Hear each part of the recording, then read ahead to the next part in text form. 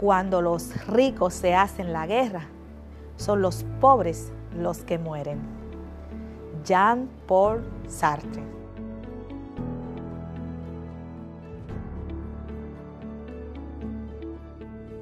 Dándole las gracias a Dios por un nuevo día, les doy la bienvenida a estudiantes y familias a la clase de Ciencias Sociales de quinto de secundaria con la profesora Celestina Heredia.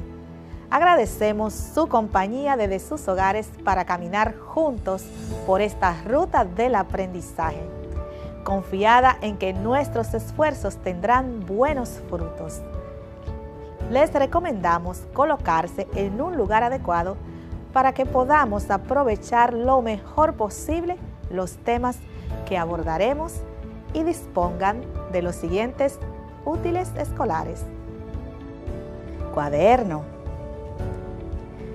libros y revistas de historia, lápiz o bolígrafo, tu goma de borrar y un diccionario o tu móvil para realizar consultas en línea. Hoy compartiremos una frase de Steve Jobs: el único modo de hacer un gran trabajo es amar lo que haces. En la clase pasada hicimos un análisis de las convenciones dominico-americanas realizadas en los años 1905 y 1907. Firmadas entre la República Dominicana y los Estados Unidos para resolver los problemas de la deuda externa dominicana. Y se estableció que esos acuerdos colocaban a nuestro país en la posición de Estado semisoberano, ya que no tenía el control de sus finanzas, pues las aduanas pasaron a ser controladas por receptores nombrados por la nación norteamericana. Eso lo hicimos para que puedan comprender los acontecimientos que siguen luego del asesinato de Ramón Cáceres, conocido en la historia como Moncáceres, a quienes sus adversarios dieron muerte el 19 de noviembre de 1911.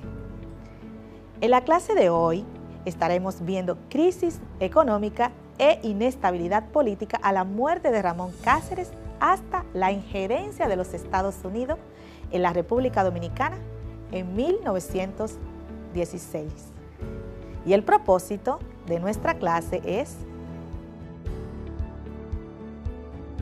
analizar la crisis e inestabilidad política ocurrida en el país tras el asesinato de Ramón Cáceres el 19 de noviembre de 1911. Les recuerdo que deben estar trabajando en la elaboración de su relato histórico breve a partir de la formulación de hipótesis sobre los acontecimientos de inicios del siglo XX. Lo deben entregar a su docente de Ciencias Sociales. En su cuento o relato deberán destacar aspectos culturales, por ejemplo, la danza y gastronomía integrados en la cultura dominicana por los trabajadores de la caña de origen cocolo. Estamos para apoyar su trabajo y así puedan elaborar un estupendo cuento o relato histórico. Por eso, le orientamos para su elaboración con la siguiente estructura. Estructura de un relato histórico. Introducción. Se presentan los hechos y los personajes. Desarrollo. Se explican cómo se asocian los hechos. Desenlace. Se concluye el relato cronológicamente. Tomar en cuenta que los personajes o protagonistas del relato histórico que se está narrando son los que llevan adelante la acción y los que se ven afectados por ella y siempre son reales. Característica del lugar o espacio físico donde se desarrollaron los acontecimientos narrados. El tiempo o época en que se desarrolla el relato y los acontecimientos que envuelven el relato, causas y consecuencias.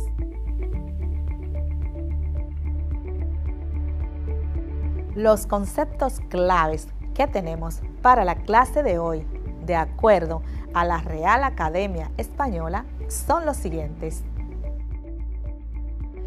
Revolución, cambio profundo, generalmente violento, en las estructuras políticas y socioeconómicas de una comunidad nacional. Levantamiento o sublevación popular. Patriotismo, sentimiento y conducta propios del patriota.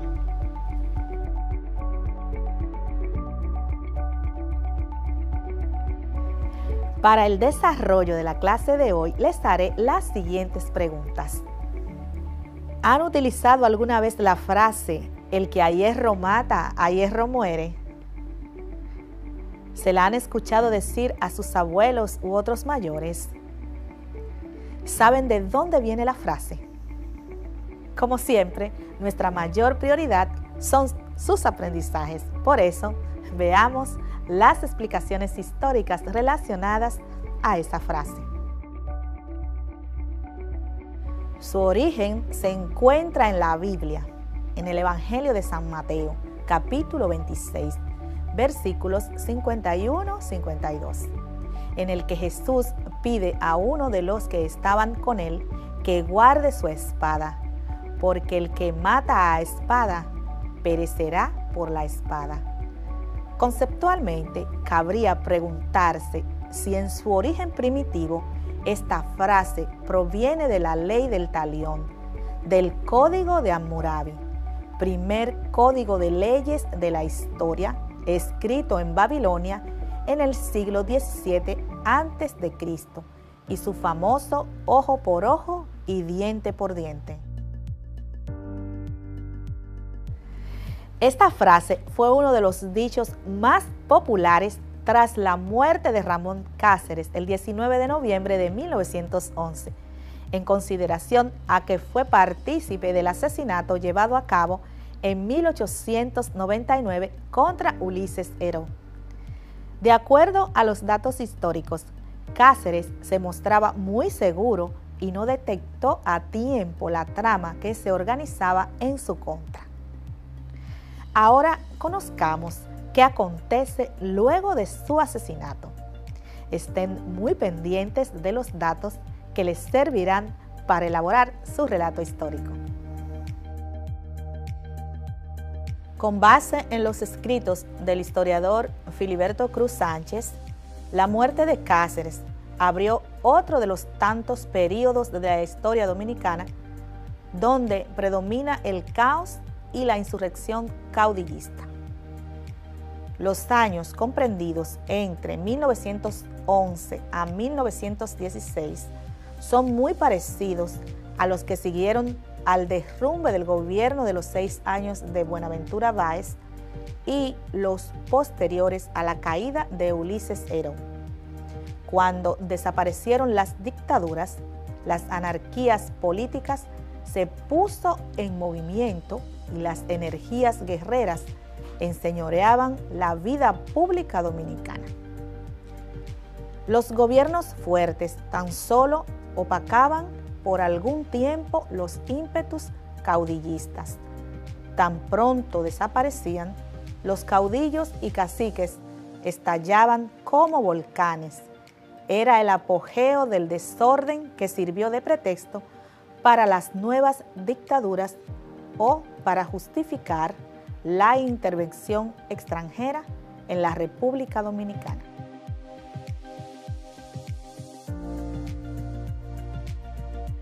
La inestabilidad fue tal que en el tiempo transcurrido entre 1911 y 1916 desfilaron 8 gobiernos, como lo muestra el siguiente cuadro. Entre 1911 y 1916 se establecieron los siguientes gobiernos: Consejo de Secretarios, 19 de noviembre al 5 de diciembre de 1911. Eladio Victoria, 5 de diciembre de 1911 a 30 de noviembre de 1912. Adolfo Alejandro Noel, 1 de diciembre de 1912 al 4 de abril de 1913. José Bordas Valdés, 14 de abril de 1913 al 27 de agosto de 1914. Ramón Báez, 28 de agosto al 5 de diciembre de 1914. Juan Isidro Jiménez, 5 de diciembre de 1914 al 7 de mayo de 1916. Consejo de Secretarios, 7 de mayo al 31 de julio de 1916. Francisco Enríquez y Carvajal, 31 de julio al 29 de noviembre de 1916.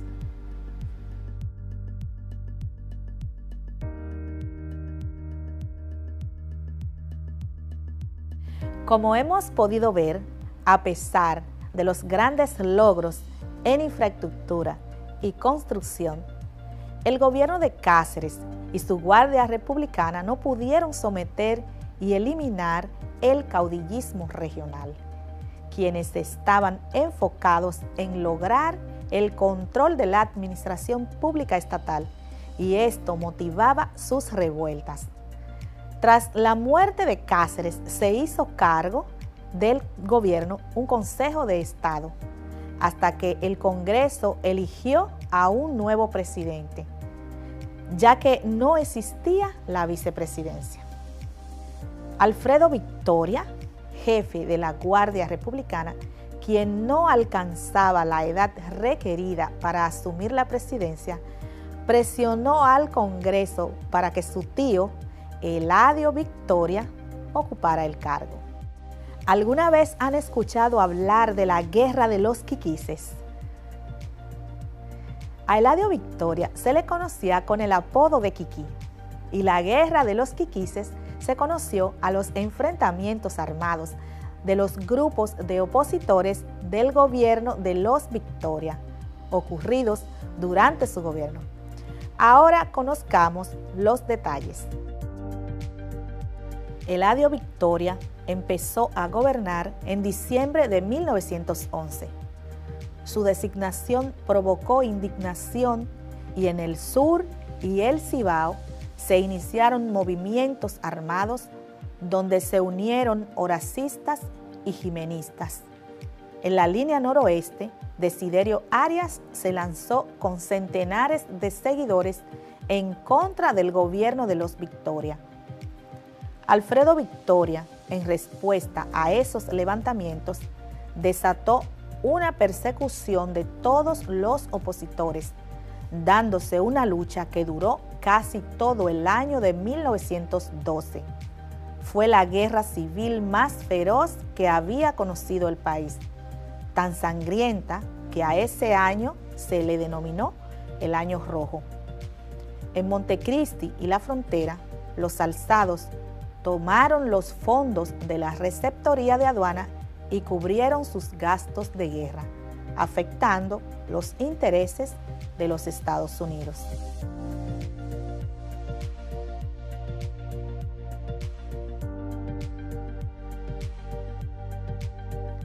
Los constantes enfrentamientos comenzaron a afectar el cobro en las aduanas y por lo tanto el pago de la deuda externa. Así que para poner fin a esta guerra, el gobierno de Estados Unidos tuvo que mediar y el presidente norteamericano William Taft envió una comisión para negociar la paz.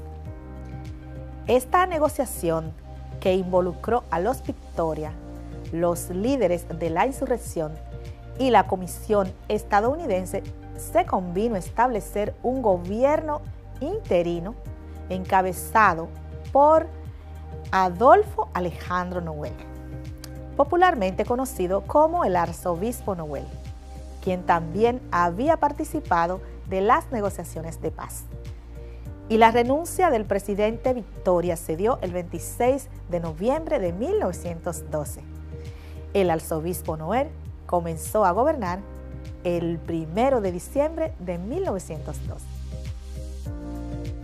Adolfo Noel debió enfrentar la oposición de Desiderio Arias, quien controlaba la línea noroeste, incluyendo las provincias de La Vega, Santiago y Montecristi, motivo por el cual se trasladó a esta última provincia en enero de 1913, a tratar con el caudillo y pactar una tregua. Sin embargo, Desiderio Arias no tomó en cuenta la petición del religioso, que apostaba al retorno de la paz. Arias continuó con sus exigencias para que Noel colocara en puestos del gobierno una enorme cantidad de sus partidarios, pero no alcanzaban los empleos para todos, y Arias llegó con cientos de sus hombres hasta la ciudad para mostrarles su oposición. De acuerdo a los datos editados por Andrés Blanco Díaz sobre los escritos de Federico García Godoy, en las difíciles condiciones en que empuñó las riendas del mando supremo el arzobispo, era casi inevitable el fracaso. A las primeras comprendió que estaba como aprisionado en un círculo de fieras prestas a devorarlo.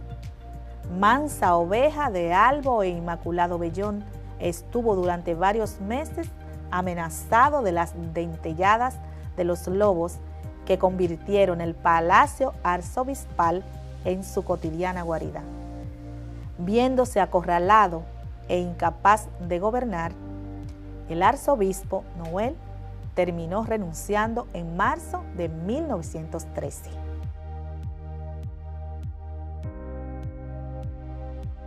Tras la renuncia del presidente Adolfo Noel, el Congreso Nacional deliberó por espacio de 2 semanas y luego de un arreglo entre congresistas se escogió al senador José Bordas Valdés como presidente provisional.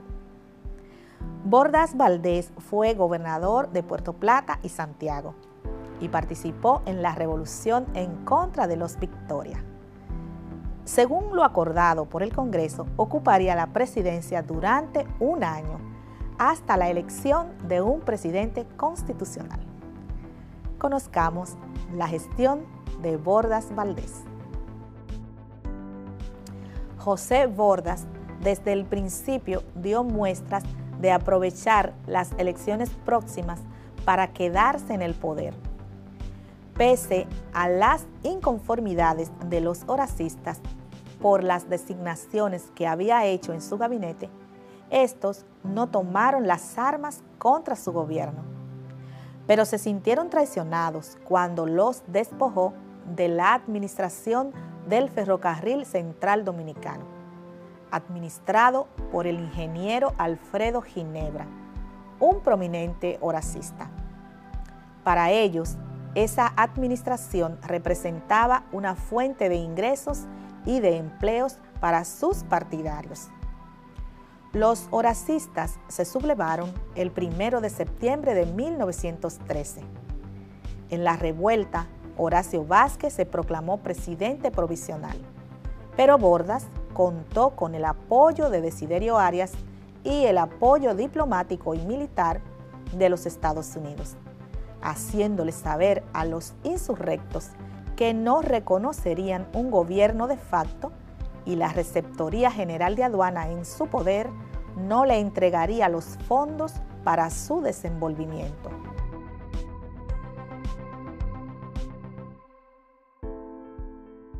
Esa revolución se conoció como la Revolución del Ferrocarril, pues fue motivada porque el gobierno le quitó el control del ferrocarril a los horacistas.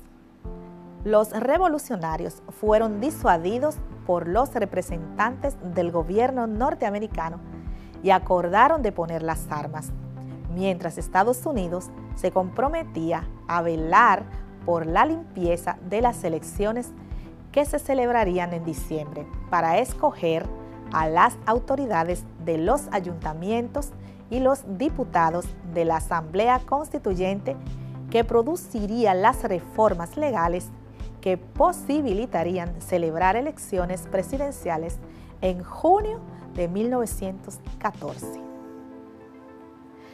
Las elecciones de diciembre fueron calificadas de fraudulentas y no se pudieron concluir los trabajos para escoger los funcionarios y organizar las elecciones presidenciales. Así se cumplió el año, tiempo por el que fue elegido provisionalmente Bordas, sin que se celebraran elecciones presidenciales. Así que, alegando ilegalidad en sus funciones, los horacistas se lanzaron de nuevo en revuelta contra Bordas. ¿Quieren saber cómo se resuelve este nuevo conflicto y cuáles amenazas enfrenta el país por parte de los norteamericanos? Presten atención. Con el apoyo de Estados Unidos, Bordas organizó un simulacro de elecciones en junio de 1914, resultando él mismo electo hasta 1920. Pero esta farsa electoral provocó la alianza de jimenistas, horacistas y los seguidores del caudillo sureño Felipe Vidal en contra de Bordas. Todo el mes de junio transcurrió en intenso combate. A finales de julio, el gobierno norteamericano, representado en el presidente Woodrow Wilson, encargó a un representante para que mediara entre el gobierno de Bordas Valdés y Horacio Vázquez, a fin de lograr un entendimiento. Sugiriendo acogerse a una propuesta conocida como el Plan Wilson, donde se proponía que los revolucionarios depusieran las armas, advirtiendo que si no se ponían de acuerdo y finalizaban la guerra, para proteger los intereses de ese país, intervendría militarmente la República Dominicana y nombraría un presidente provisional.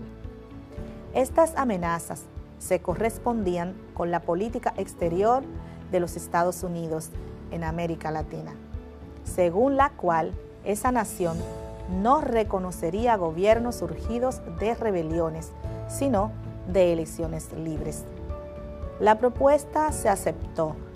Bordas Valdés renunció y los horacistas, los jimenistas y vidalistas se pusieron de acuerdo para escoger al doctor Ramón Báez Machado, hijo del expresidente Buenaventura Báez, como presidente provisional, con el propósito de organizar las elecciones presidenciales.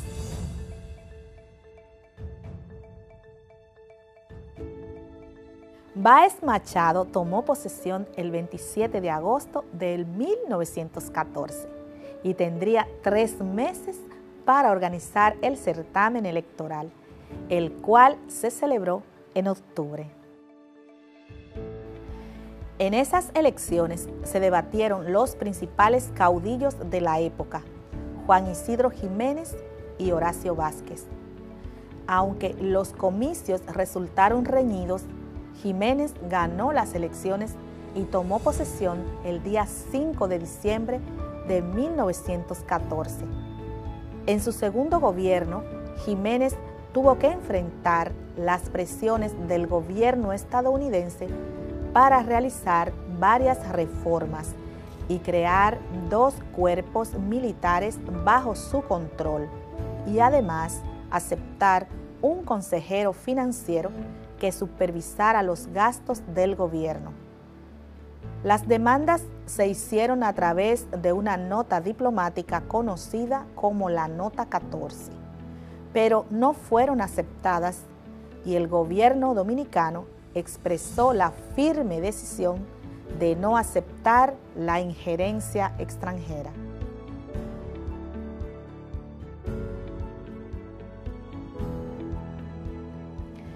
Como las demandas fueron rechazadas, Jiménez tuvo que enfrentar las presiones del gobierno norteamericano mediante la negación de la ayuda financiera, lo cual sirvió para debilitar el gobierno y la salud de Jiménez. Como consecuencia, se produjo una crisis política en el gobierno. Desiderio Arias terminó rebelándose con el apoyo de los congresistas y las Fuerzas Armadas, actitud que fue considerada por los norteamericanos como un golpe de Estado, decidiendo desembarcar sus marines con el objetivo de proteger la vida e intereses de los extranjeros que habían en la ciudad. Las dificultades financieras y las constantes revueltas producidas en el país ocasionaron que se pusiera de manifiesto la política del tutelaje que Estados Unidos había venido desarrollando en Centroamérica y el Caribe, y cumpliera las amenazas de intervenir militarmente la República Dominicana. En nuestro próximo encuentro desarrollaremos esos acontecimientos. Les recuerdo que deben continuar trabajando en la elaboración de su relato histórico breve y que la clase de hoy les ha proporcionado bastantes datos. Les acompañó la profesora Celestina Heredia. Que el Señor Todopoderoso los cuide y proteja. Hasta la próxima clase. Nos vemos.